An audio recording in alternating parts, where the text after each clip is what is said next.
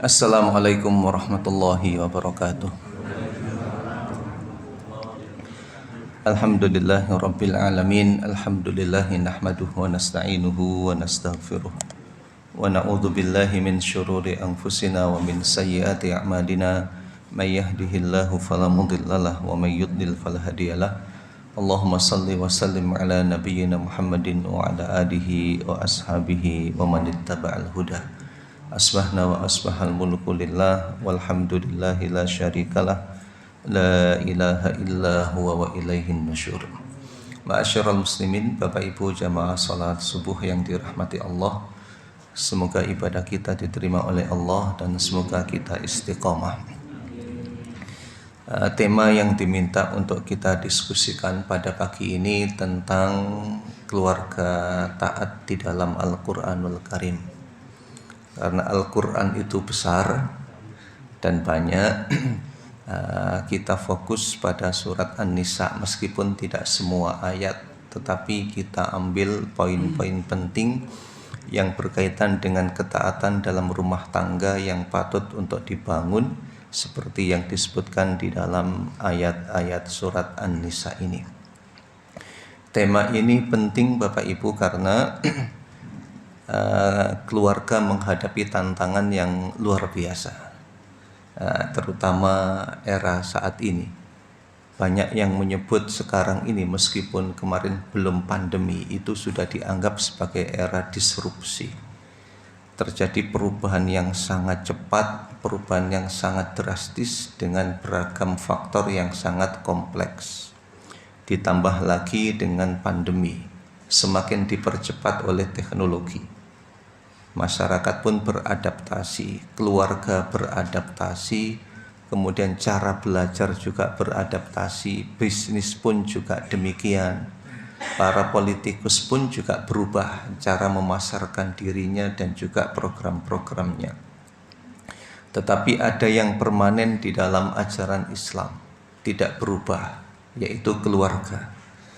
Sebagai negara, kalau Bapak Ibu juga pasti membacanya ya, mengalami yang diistilahkan dengan resesi seks.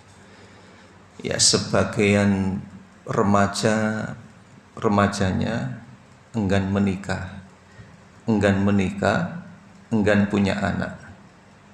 Kalau enggan menikah, enggan punya anak, tapi hasrat seksualnya pasti ingin dilampiaskan. Kan begitu Pak Nggih. Nah, kalau di Indonesia ada yang pernah ramai, semoga ini tidak membesar ya, free child.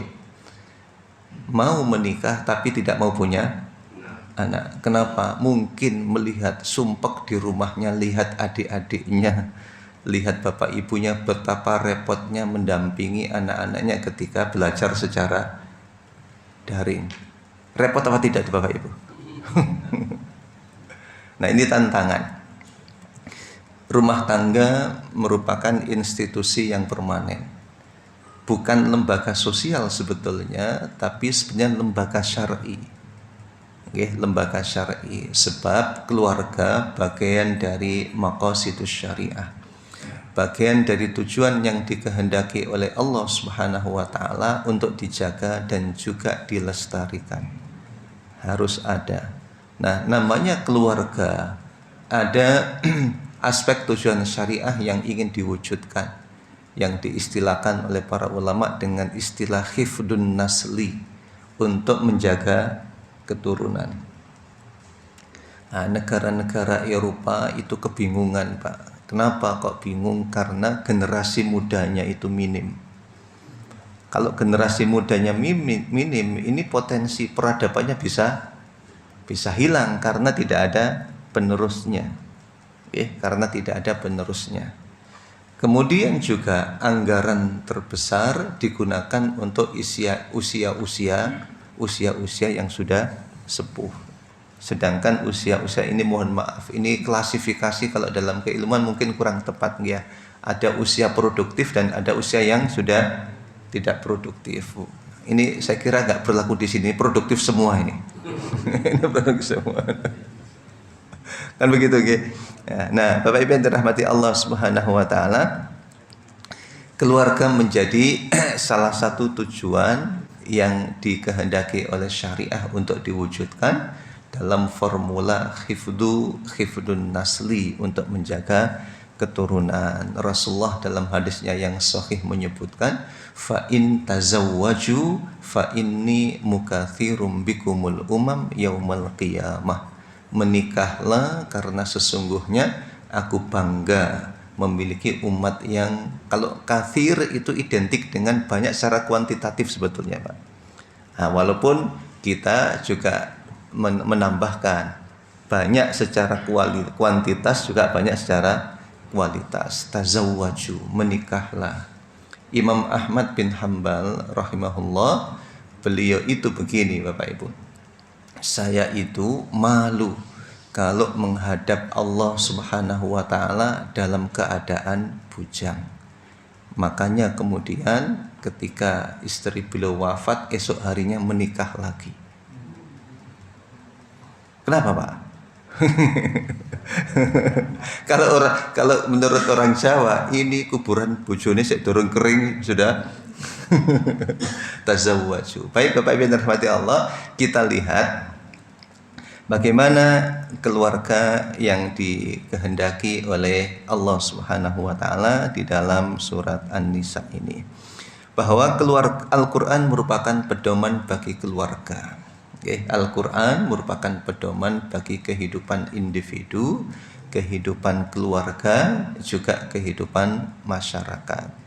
Di dalamnya disebutkan pula aturan-aturan yang berkaitan dengan rumah tangga. Nah, penting juga kemudian kita menyelami bahasa Al-Quranul Karim dan logika Al-Quran di dalam membangun rumah tangga itu.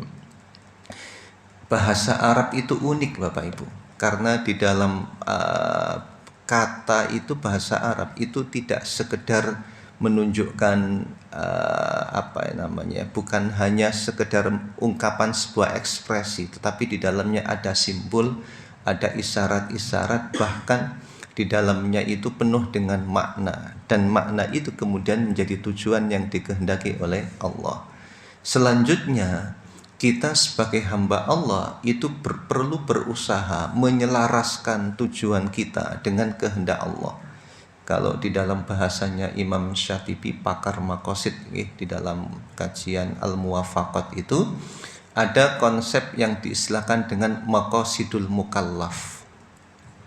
Ada maqasidus syariah dan ada maqasidul mukallaf. Maqasidus syariah merupakan tujuan-tujuan Allah. Kalau maqasidul mukallaf itu tujuan hamba. Allah punya tujuan. Ya, bahkan ijma' ulama mengatakan syariah itu ditetapkan oleh Allah limasalihil ibadi, untuk kemaslahatan bagi hamba. Allah punya tujuan, nah manusia juga punya tujuan. Tidak mungkin seorang hamba di dalam menjalani kehidupannya tujuannya beda dengan tujuan yang dikehendaki oleh Allah. Maka apa yang harus dilakukan? Yang harus dilakukan adalah menyelaraskan. Di dalam syariat keluarga ada tujuan yang diinginkan oleh Allah. Kita di dalam berumah tangga juga demikian. Tujuan diselaraskan, sebab dalam kaidah maqasid itu artinya tujuan-tujuan. Maqasid itu syariah, tujuan syariah. Ada kaidah kullu qasdin yukhalifu qasda syari'i fahuwa batilun. Setiap tujuan yang ada pada diri hamba ternyata berlawanan dengan yang dikehendaki oleh Allah, maka bisa batil, tidak tepat. Kalau Allah menginginkan tujuan keluarga itu litanasuli, untuk menghasilkan keturunan, kok ternyata ada orang menikah terus tidak mau punya anak, tidak mau. Kalau mengatur anak nggak jadi masalah, nggak mau punya anak, ya, apalagi kemudian dengan alasan nanti repot, nanti repot. Nah, ini bermasalah secara Qur'ani, secara maqasidus syariah, karena takut repot dan lain sebagainya. Nah, sekarang ini hadirin yang dirahmati Allah, agak berbeda dengan dulu. Kalau Bapak Ibu dulu itu punya anak berapa? 10 biasa, Pak. Punya anak 12 biasa. Sekarang Berapa anaknya? 6. Hah? Beda nggih? Beda. Kenapa kok anaknya cuma 1? Lah yang 1 aja repotnya luar biasa. Ya. Karena anak 1 itu sudah repot, ditambah lagi anak 1 anak kandung ditambah dengan anak mertua, semakin repot. Hadirin yang dirahmati Allah Subhanahu wa taala, kita lihat apa yang dikehendaki oleh Allah Subhanahu wa taala. Surat An-Nisa ini hadirin, ini saya persingkat mawon informasi umum yang berkaitan dengan surat An-Nisa. Maqasid surat An-Nisa ini menjelaskan tentang keluarga, ikatan suami istri atas dasar takwa kepada Allah Subhanahu wa taala. Ya ayyuhan nasu taqu rabbakumul ladzi khalaqakum min nafsin wahidah. Nah, ini saya yakin Bapak Ibu sering mendengar ini ketika ada akad nikah, Pak. Sering dibaca sebelum akad nikah. Kemudian perlindungan anak yatim, harta dan masa depan mereka. Di era pandemi kemarin ini hadirin, ketika gelombang yang kedua ya, bertambah jumlah anak yatim sangat banyak. Ini juga perlu mendapatkan perhatian. Kemudian perlindungan kepada perempuan. Ada hak waris, hak milik, masalah mahar, dan juga kedudukan dan statusnya sebagai istri. Perlindungan keluarga dari dampak dinamika berumah tangga. Kemudian hubungan waris dan takaful antara anggota keluarga, perlindungan masyarakat dari fahisyah, perbuatan yang menyimpang, penyimpangan seksual, hubungan sosial yang dibangun atas dasar takaful, tarahum, tanasuh, adil, dan ihsan. Saling meringankan, takaful, kemudian tarahum, saling menyayangi, tanasuh, saling mengingatkan dan menasehati, serta adil dan ihsan. Ini sebagian dari maqasid suratun Nisa. Masing-masing surat itu ada tujuan-tujuannya. Selanjutnya, Bapak Ibu yang dirahmati Allah Subhanahu wa taala, hubungan suami istri di dalam surat An-Nisa ini, ya, wa kaifa ta'khudunahu wa qad afdha ba'dukum ila ba'din wa akhadna minkum mitsaqan ghalidha. Ini menjelaskan hubungan rumah tangga itu terikat dengan konsep mitsaq. Mitsaq itu perjanjian. Mitsaq itu perjanjian. Di dalamnya juga ada akad. Rasulullah Shallallahu Alaihi Wasallam ketika khutbah wada itu menyampaikan khutbah, di antara isinya itu begini: ittaqullaha fin nisa fa innakum akhadtumuhunna bi amanillah wastahlaltum furujahunna bi kalimatillah. Ittaqullaha fin nisa, bertakwalah kepada Allah dalam urusan perempuan, di dalam mengelola dan menjaga istri. Karena kalian mengambil mereka sebagai istri itu bi amanillah, dengan amanah Allah. Wastahlaltum furujahunna bi kalimatillah, dan kalian menjadikan hubungan dengan mereka halal melalui apa? Dengan kalimat-kalimat Allah. Dengan kalimat Allah. Nah, bi amanillah, dengan amanah, amanah dari Allah. Nah, amanah ini di antara maknanya, ini pernah saya sampaikan dalam hadis yang sahih, Rasulullah bersabda begini: al-mu'minu man aminahun nasu ala amwalihim wa anfusihim. Mukmin itu orang yang bisa dipercaya menjaga harta dan jiwa orang. Bapak-bapak mengambil istri sebagai istrinya itu mengambil posisi yang bersangkutan sebagai seorang anak dari ayah dan ibunya, diambil alih oleh suaminya dengan amanah Allah Subhanahu wa taala, menjaga jiwanya. Al-mu'minu man aminahun nas ala amwalihim wa anfusihim. Jadi kemampuan di dalam menjaga amanah, kesungguhan di dalam menjaga amanah istri ini bagian dari bukti keimanan kepada Allah. Jadi iman itu bukan sekedar keyakinan, tapi iman itu berupa apa? Amanah. Al-mu'min man aminahun nas ala amwalihim. Nah, di antara menjaga amanah dalam bentuk apa? Nah, ini ada kata mithaq ini. Mithaq perjanjian. Segala perjanjian harus ditunaikan. Bukan sekedar ditunaikan Bapak Ibu. Kalau di dalam surat Al-Maidah ayat 1, kalimat yang digunakan oleh Allah untuk menggambarkan cara yang tepat di dalam menyikapi akad ataupun perikatan-perikatan itu apa? Ya ayyuhalladzina amanu aufu. Kalimat yang digunakan perintahnya itu aufu Bapak Ibu. Aufu al-wafa itu bukan sekedar ada. Ada itu menunaikan. Tapi kalau aufu maknanya menunaikan secara sempurna. Aufu al-wafa. Jadi akad-akad dan transaksi apapun yang kita mengikatkan diri padanya perlu dijaga dengan cara wafa, bukan sekedar ada. Kalau kan di dalam sholat itu bagi Bapak Ibu yang melafalkan niat ada kalimat adaan, kan begitu nggih? Adaan itu menunaikan. Tetapi kalau terkait dengan akad yang diperintahkan adalah wafaan. Wafa aufu, proses menyempurnakan. Yang dicontohkan oleh siapa? Nabi Ibrahim. Wa Ibrahim alladzi wafa. Nabi Ibrahim itu menyempurnakan akad. Loh, tapi Nabi Ibrahim itu meninggalkan istrinya di tengah padang pasir karena perintah Allah Subhanahu wa taala. Wa Ibrahim alladzi wafa. Betul-betul menunaikan janjinya. Ma'asyiral muslimin yang dirahmati Allah. Nah, sekarang apa yang dimaksud dengan mitsaqun ghalidha itu? Beberapa tafsir menyebutkan makna mitsaqun ghalidha. Mujahid dan Ibnu Zaid berkata, kalimat Allah yang dengannya seorang perempuan menjadi halal. Yang awalnya haram karena akad nikah, karena mitsaqun ghalidha ini, maka menjadi halal. Kemudian maknanya adalah anak yang menjadi sebab kehormatan dan penguatan kasih sayang. Ada juga mitsaqun ghalidha diartikan anak. Makanya biasanya anak itu pengikat, Pak. Anak itu sebagai pengikat.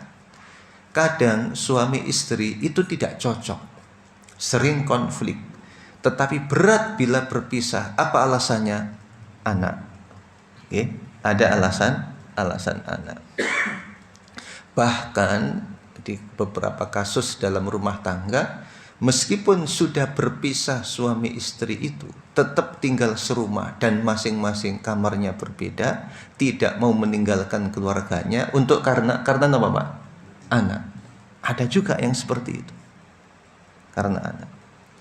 Padahal ya itu lain lagi kalau nanti terkait dengan hukum syar'inya. Tetapi untuk menggambarkan betapa anak itu menjadi pengikat hubungan suami istri, makanya para ulama menyebutkan anak sebagai makna dari kata mitsaqun ghalidha. Ada juga Syekh Jamaksari rahimahullah, hak kebersamaan dan menggauli, perjanjian yang dengan perjanjian itu suami istri memiliki hak untuk bergaul secara intim. Kemudian Bapak Ibu yang dirahmati Allah Subhanahu wa taala. Ayat yang pertama, ya ayyuhan nasu taqu rabbakumul ladzi khalaqakum min nafsi wahidah. Wahai manusia, bertakwalah kepada Allah. Nah, hadirin, ayat ini menegaskan tentang asas dan prinsip dalam rumah tangga. Asas keluarga, pondasi keluarga adalah takwa. Nah, apa makna takwa yang patut untuk dihadirkan? Kalau di dalam tafsir Qurtubi dan juga di dalam tafsir Ibnu Katsir itu disebutkan begini. Ini ayat yang sering bapak-bapak dengar ketika sholat Jumat. Ya ayyuhalladzina amanu taqullaha haqqa tuqatih. Itu ditafsirkan oleh sahabat, di antaranya ayyuta Allahu fala yuqsa wa ayyudhkara fala yunsa wa ayyushkara fala yukfar. Apa yang dimaksud dengan takwa kepada Allah itu? Allah ditaati, tidak dimaksiati. Allah diingat, tidak dilupakan. Dan Allah disyukuri, tidak diingkari. Jadi takwa itu maknanya adalah at-ta'atu, al-dzikru, dan asyukru. Ketika itu dihadirkan dalam rumah tangga, maka rumah tangga itu dibangun atas dasar at-ta'atu, wal-dzikru, dan asyukru. Taat kepada Allah, zikir dan ingat kepada Allah, serta mensyukuri nikmat Allah Subhanahu wa ta'ala. Jadi takwa itu diantara maknanya itu, hadirin rahimakumullah. Kalau makna bahasanya adalah kehati-hatian, berarti rumah tangga itu rumah tangga yang berhati-hati. Selanjutnya, hadirin yang dirahmati Allah Subhanahu wa ta'ala, kalau kita orang tua sering membaca doa itu Rabbana hablana min azwajina wa dzurriyyatina qurrata a'yun.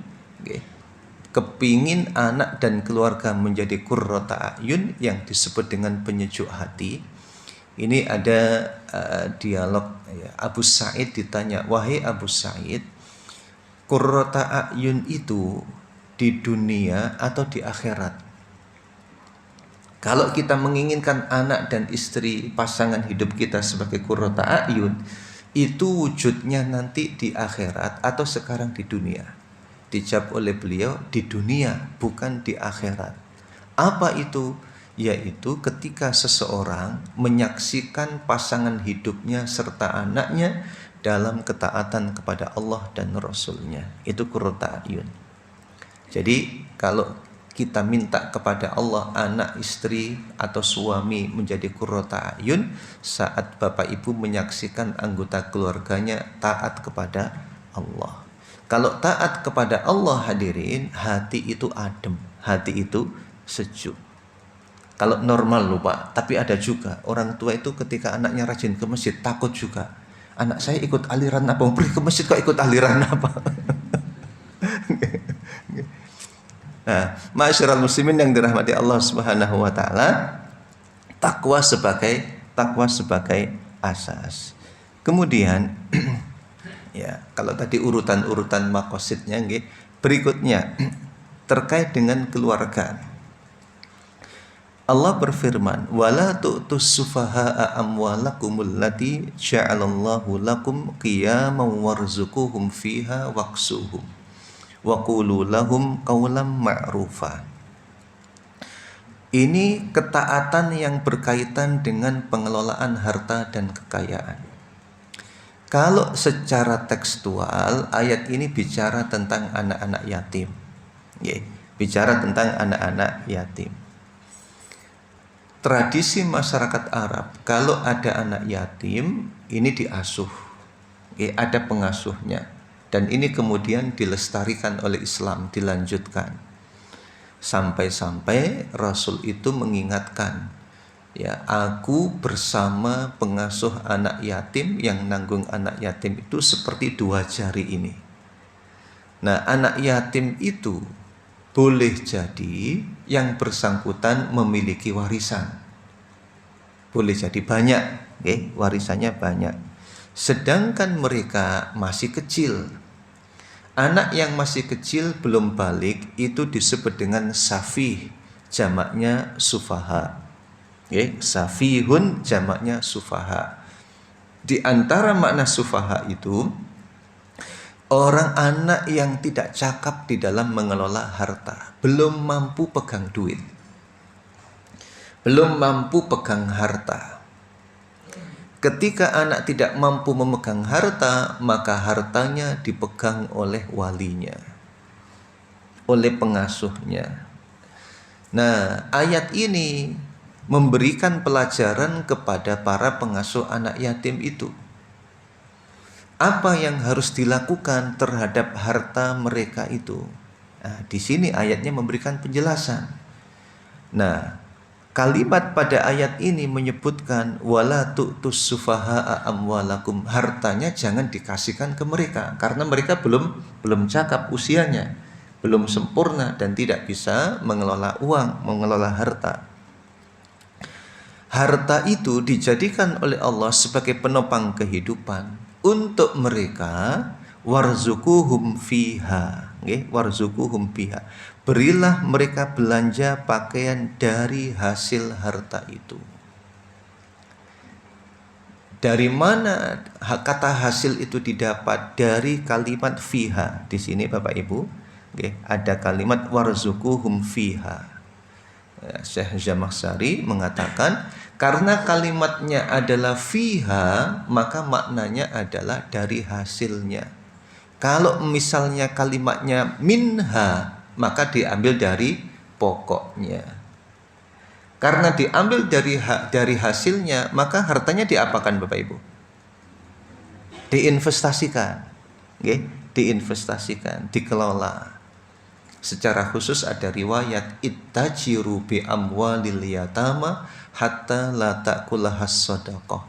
Investasikan untuk modal bisnis harta anak yatim itu agar tidak habis dimakan oleh zakat. Zakat itu kan tahunan ya. Haul, putaran tahunan. Seperti pajak itu kan tiap tahun panjenengan bayar pajak. Zakat begitu juga. Kalau tabungan anak yatim ini tiap tahun dikurangi zakat, apa yang terjadi hadirin? Habis, nanti di bawah nisab. Agar tidak habis bagaimana? Ittajiru, investasikan. Ini bukan hanya harta anak yatim, harta kita pun juga demikian. Oke. Diminta untuk diinvestasikan, tidak boleh nganggur diam. Nah, nanti kalau pulang Bapak Ibu dilihat di bawah bantal dan kasurnya nanti. Adakah uang yang diam-diam itu? Okay. Nah, itu perlu diputar. Ittajiru bi amwalil yatama hatta la ta'kulahas shadaqah. Nah, investasinya apa? Yang disarankan adalah investasi tapi sifatnya sosial. Ada skim di dalam fikih keuangan sosial Islam itu yang disebut dengan al-ibda'u.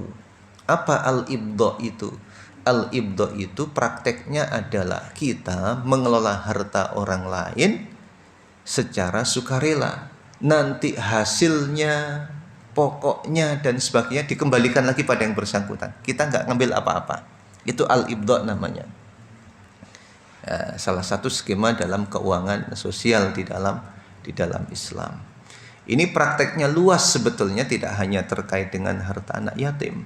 Misalnya masjid ini punya kas yang banyak, ini kok nganggur ya uang masjid. Di sini ada pengusaha bilang kepada takmirnya, mana uang masjid saya kelolanya, saya nggak ngambil apapun, saya nggak ngambil apapun. Nanti keuntungannya saya berikan semuanya. Kalau ada kerugian, nah mengikuti dalam mazhab Maliki itu manil tazama syai'an lazimahu. Siapa yang ingin komitmen pada sesuatu maka mengikat dirinya. Nanti kalau rugi aku yang nanggung. Nanti kalau rugi aku yang nanggung, diberikan semuanya, tidak mengambil apapun. Ini termasuk kategori al-ibda', keuangan sosial di dalam Islam. Jadi hadirin yang dirahmati Allah, kalau dikaitkan dengan hadis al-mu'minu man aminahun nasu tadi, mukmin adalah orang yang bisa dipercaya menjaga harta dan jiwa, maka keunggulan pengasuh anak yatim itu di sini. Dia bisa membuktikan dirinya sebagai orang yang beriman dengan cara menjaga harta anak yatim sekaligus menjaga kelangsungan hidupnya, menjaga harta dan jiwanya. Nah, ketaatan keluarga dalam surat An-Nisa juga berkenaan dengan ketaatan masalah harta dan kekayaan. Selanjutnya Allah berfirman pada ayat yang ke-9, wal yakhshal ladzina law taraku min khalfihim dzurriyyatan dhi'afan khafu 'alaihim falyattaqullaha wal yaqulu qawlan sadida. Hendaklah orang-orang itu takut kalau meninggalkan generasi yang dzurriyyatan dhi'afah, generasi yang lemah.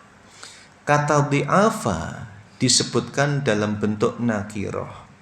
Ini juga mengandung makna umum. Nakirah itu undefinitif, ya, bukan ma'rifat, tetapi disebutkan tidak secara definitif pada aspek apa.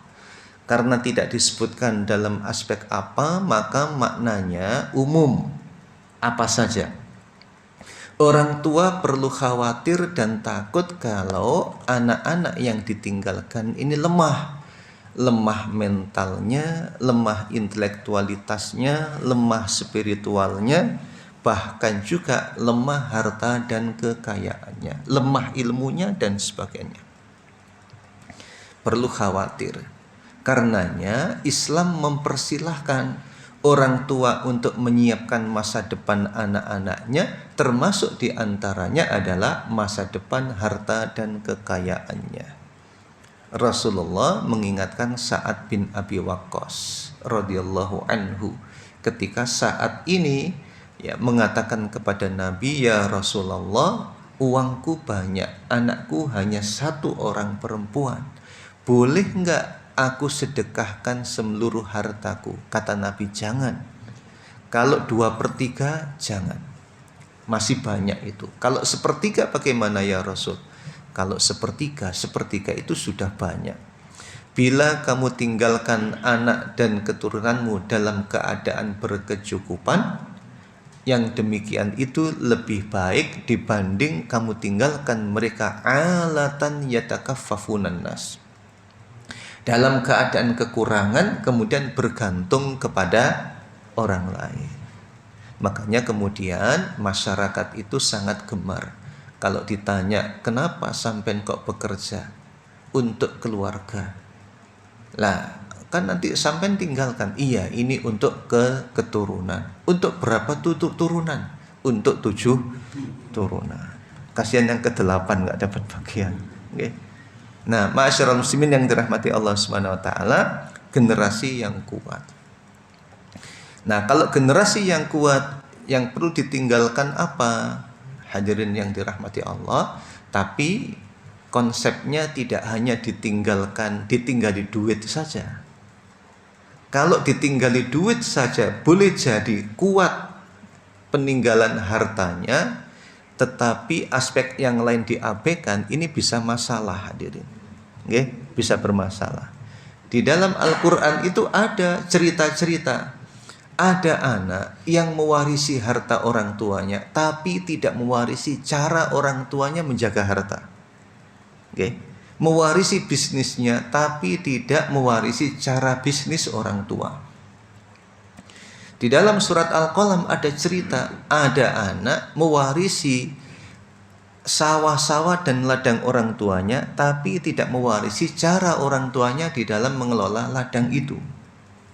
Orang tuanya ketika panen atau proses menanam dan panen melibatkan orang fakir miskin. Nanti kemudian mereka mendapatkan bawon, kalau bahasa Jawanya itu, mendapatkan bagian. Tapi ketika diolah oleh anak-anaknya, ternyata mereka bilang, "Besok kita panen, kita berangkat pagi-pagi, jangan sampai kedahuluan orang fakir miskin. Nanti kita masuk ke kebun kita, kemudian kita tutup, kita kunci." Nah, ternyata saat mereka mendatangi kebunnya dengan niatan mau panen, belum masuk ternyata terlihat kebunnya hangus dan terbakar. Nah, ini mewarisi ladangnya, mewarisi hartanya, tapi tidak mewarisi cara menjaga ladang itu. Ada cara yang baik Bapak Ibu di dalam surat Al-Kahfi ayat 82. Orang tua meninggalkan harta untuk anak-anaknya, dan secara khusus Allah memerintah Nabi Khidir untuk menjaga harta itu dengan cara merenovasi rumah anak yatim tadi. Apa alasannya? Terkait dengan harta juga. Di bawah rumah itu ada harta yang disiapkan untuk masa depan anak-anaknya. 2 anak yatim di kota itu. Allah ingin nanti mereka tumbuh dewasa, harta itu bisa dinikmati. Tapi kalau rumahnya roboh, maka yang terjadi apa? Khawatirnya tersingkap itu hartanya. Akhirnya kemudian diambil oleh orang lain. Nah, tetapi kata kuncinya begini, wa kana abuhuma sholiha. Kedua orang tuanya soleh, anaknya juga soleh. Oke. Nah, dari mana? Kan yang disebutkan di situ orang tuanya yang soleh. Anak yang soleh kan tidak disebutkan di dalam kalimat itu. Memang tidak disebutkan, tapi cerita tentang anak yang tidak soleh sudah disebutkan ayat sebelumnya yang dibunuh oleh Nabi Khidir alaihi salatu wassalam. Jadi tidak cukup ternyata meninggalkan harta untuk masa depan anak, tapi tidak ditinggalkan takwa di dalam hatinya. Karena yang diinginkan apa? Menyiapkan generasi yang kuat. Generasi yang kuat ini kuat harta kekayaannya, termasuk kuat pula ketaatannya kepada Allah Subhanahu wa taala. Agar harta yang ditinggalkan tidak menjadi objek rebutan. Tidak menjadi objek yang justru merenggangkan ikatan kekeluargaan dan persaudaraan gara-gara harta. Harta itu punya dua sisi Bapak Ibu. Bisa mendatangkan kebaikan, bisa pula mendatangkan keburukan. Bisa mengeratkan, bisa juga merenggangkan hubungan. Apalagi kemudian kalau dikaitkan dengan surat An-Nisa, ketidaksiapan di dalam menerima hukum Allah Subhanahu wa taala yang berkaitan dengan pola pembagian rizki, pola pembagian harta waris. Wal yakhshal ladzina law taraku min khalfihim dzurriyyatan dhi'afa. Ini kita cuplikan-cuplikan mengambil inspirasinya nggih. Bapak Ibu yang dirahmati Allah Subhanahu wa taala. Berikutnya, keluarga taat dikaitkan dengan distribusi harta. Dikaitkan dengan ilmu tentang harta itu ada dua bagian. Harta yang dibagi ketika masih hidup dan harta yang dibagi ketika yang bersangkutan atau seseorang sudah wafat. Di dalam surat An-Nisa ini ada pembagian harta ketika seseorang sudah wafat. Dan itu dikategorikan di dalam hududullah. Tilka hududullah. Itu adalah hudud. Hudud itu batasan-batasan Allah Subhanahu wa taala. Hadirin yang dirahmati Allah, nah ini bagian dari maqasid dan tujuan Allah. Manusia mukallaf berusaha untuk menyelaraskan maqasidnya, menyelaraskan tujuannya. Ada aturan-aturan, ada kesepakatan-kesepakatan duniawi yang kita Bapak Ibu itu takut untuk merubahnya. Apalagi Al-Quran yang merupakan kitab Allah Subhanahu wa taala. Kita lebih takut lagi kalau kemudian merubahnya. Hadirin, di dalam ayat terkait dengan surat An-Nisa ini ada masalah pembagian waris. Ayat-ayat yang terkait dengan pembagian waris. Ayat warisan itu bukan berdiri sendiri hadirin, tetapi berkaitan dengan sistem keluarga di dalam Islam. Sistem keluarga di dalam Islam itu ada masalah tanggung jawab, ada masalah komitmen, ada masalah peran, ada masalah kewajiban dan hak yang harus ditunaikan. Fa'ti kulladzi haqqin haqqah, berikanlah masing-masing haknya. Di dalam surat An-Nisa ditegaskan posisi suami, posisi istri dan peran masing-masing itu sebagai fungsi syar'i, fungsi fitrah yang mengikat kehidupan manusia, bukan fungsi sosial. Saya dulu pernah mengikuti pelatihan tentang keluarga. Salah satu narasumbernya itu orang yang biasa ikut persidangan PBB khususnya tentang perempuan dan keluarga. Beliau bercerita bagaimana negara-negara tertentu ingin merubah undang-undang tentang keluarga itu, di antaranya memasukkan kalimat bahwa keluarga itu memiliki kepala keluarga itu merupakan fungsi sosial. Arti dari kalimat fungsi sosial itu apa? Tergantung masyarakat. Bila masyarakat itu menghendaki kalau yang jadi kepala rumah tangga itu perempuan, ya perempuan sebagai qawwam. Kalau yang masyarakat menghendaki kepala keluarga itu laki-laki, ya laki-laki. Tapi kalau dalam Al-Quran yang dikehendaki sebagai pemimpin sinten Bapak Ibu? Laki-laki. Yang berkewajiban memberi nafkah sinten Bapak? Laki-laki. Itu kalau Al-Qur'anul Karim. Nggih. Nah, sistem waris itu terkait Pak dengan tanggung jawab sebagai kepala rumah tangga dan juga terkait dengan kewajiban memberi nafkah dan sebagainya. Nah, karenanya di dalam warisan itu ma'asyiral muslimin yang dirahmati Allah Subhanahu wa taala, ada beberapa kaidah di dalam membaginya. Yaitu kekerabatan, ya. Terus yang kedua mustaqbaliyah atau masa depan, dan yang ketiga mas'uliyah atau tanggung jawab. Saya tambahkan sedikit lagi. Kekerabatan, apa maksudnya? Bahwa yang dekat menghalangi yang jauh. Makanya yang berhak menerima waris itu kan ada ring 1, ring 2, ring 3 dan seterusnya. Ring 1 itu dalam kondisi apapun pasti mendapatkan jatah. Suami, istri, ayah, ibu, anak. Dalam kondisi apapun tetap dapat. Tidak terhalang, bahkan bisa menghalangi ring 2-nya. Bisa menghalangi ring 2-nya. Suami, istri, ayah, ibu, dan anak-anak. Ini pasti. Semakin dekat hubungan, potensi mendapatkan warisan lebih kuat. Saudara itu ring 2. Saudara itu ring 2. Kalau ada ayah dan ibu, saudara tidak dapat. Kalau ada anak laki-laki, saudara tidak dapat. Ya. Kemudian yang kedua, mustaqbaliyah. Perkiraan masa depan.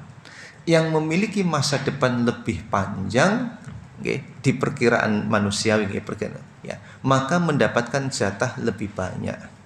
Posisi anak itu dianggap masa depannya lebih panjang dibanding dengan orang tuanya, sehingga anak perempuan pun mendapatkan lebih banyak dari ayahnya yang laki-laki, karena diperkirakan masa depan si anak lebih panjang.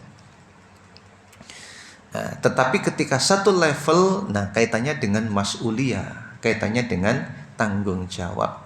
Tanggung jawab anak laki-laki lebih besar dibanding dengan tanggung jawab anak perempuan. Kadang muncul protes di masyarakat, Ustadz, bapak ibu saya itu ketika sakit, saya sebagai anak perempuan yang merawat.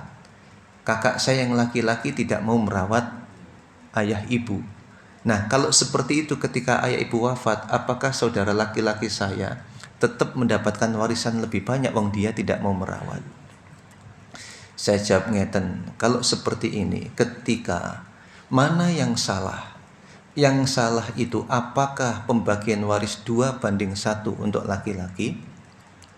Ataukah yang salah itu anak laki-laki yang tidak mau merawat ayah ibunya yang sakit? Ataukah yang salah itu anak perempuan yang mau merawat ayah ibunya yang sakit tapi menginginkan warisan lebih banyak? Yang salah yang mana Bapak Ibu? Kalau mau merawat orang tua ya yang ikhlas. Kalau mau merawat orang tua yang ikhlas, bukan karena ingin mendapatkan warisan lebih banyak. Nah, hadirin yang rahmati Allah, mas'uliyah terkait dengan tanggung jawab. Masyarul muslimin yang dirahmati Allah Subhanahu wa taala, ini masih banyak hadirin rahimakumullah slide-nya. Saya tambahkan satu lagi, mengelola perbedaan. Nah, ini jangan iri. Suami jangan iri kepada istri, istri jangan iri kepada suami. Masing-masing punya kedudukan tersendiri, punya peran dan tanggung jawab. Dunia rumah tangga itu harmonis hadirin kalau masing-masing paham. Ini saya kira Bapak Ibu pengalaman semua ini ya.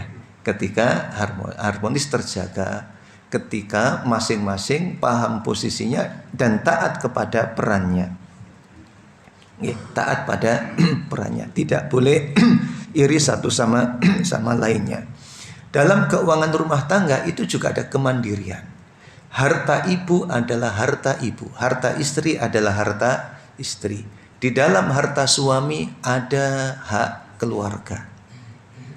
Harta suami milik suami, tapi ada hak keluarga. Kalau harta istri milik istri, tidak ada hak keluarga. Meskipun boleh suami memberi untuk keluarga sebagai amal soleh. Wallahu a'lam bishawab. Demikian Bapak Ibu yang dirahmati Allah yang bisa saya sampaikan. Sekilas kita mengambil beberapa inspirasi dari surat An-Nisa berkaitan dengan keluarga ini. Wallahu a'lam bishawab. Monggo bila ada hal-hal yang didiskusikan saya persilahkan.